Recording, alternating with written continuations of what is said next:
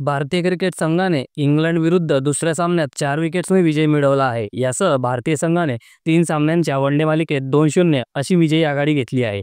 कर्णधार रोहित शर्मा भारताच्या विजयाचा शिल्पकार ठरला. त्याला उपकर्णधार शुभमन गिलचीही चांगली साथ मिळाली.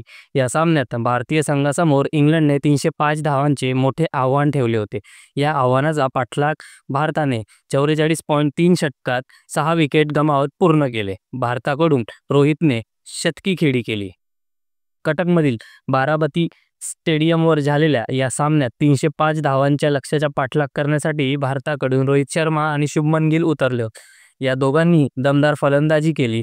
डावाच्या सुरुवातीला फ्लडलाईट्सच्या समस्येमुळे काही अडथळा आला होता, पण पुन्हा सामना सुरू झाला. या दरम्यान रोहितने आणि गिलने लय कायम ठेवत इंग्लंडच्या गोलंदाजांवर वर्चस्व ठेवलं होतं. त्यांनी शतकी भागीदारीही केली.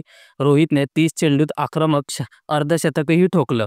त्यानंतर शुभमन गिलनेही अर्धशतक ठोकलं, पण अर्धशतकानंतर गिल बाद झाला. त्याला 17व्या षटकात जॅमी ओव्हर्टनने 60 रनांवर बोल्ड केले. त्यानंतर विराट कोहलीने 5 धावांवर बाद झाला, पण नंतर श्रेयस अय्यरने रोहितला चांगली साथ दिली. रोहितने यानंतर संयम दाखवत त्याचे 32वे वनडे शतक पूर्ण केले. हे त्याचे आंतरराष्ट्रीय क्रिकेटमधील 49वे शतक ठरले. शतकानंतरही रोहित चांगला लयीत होता, पण अखेर त्याचा अडथळा 30व्या षटकात लियाम लिव्हिंगस्टनने दूर केला. रोहितचा झेल आदिल रशीदने घेतला. रोहितने 90 चेंडूत 119 धावांची खेळी केली. या खेळीत त्याने 12 चौकार आणि 7 षटकार मारले.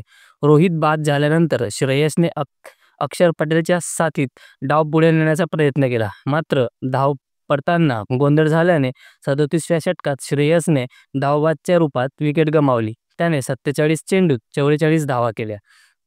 त्याच्या पाठोपाठ के. राहुल 10 रन आणि हार्दिक पांड्याही 10 रन बनवून माघारी परतले.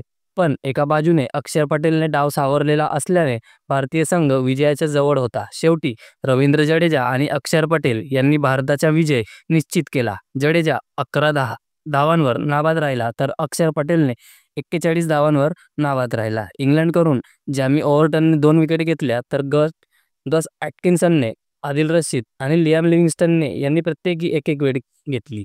तर मित्रांनो, व्हिडिओ कसा वाटला कमेंट करून नक्की सांगा आणि चॅनलवर नवीन असाल तर चॅनलला सबस्क्राईब करून घ्या.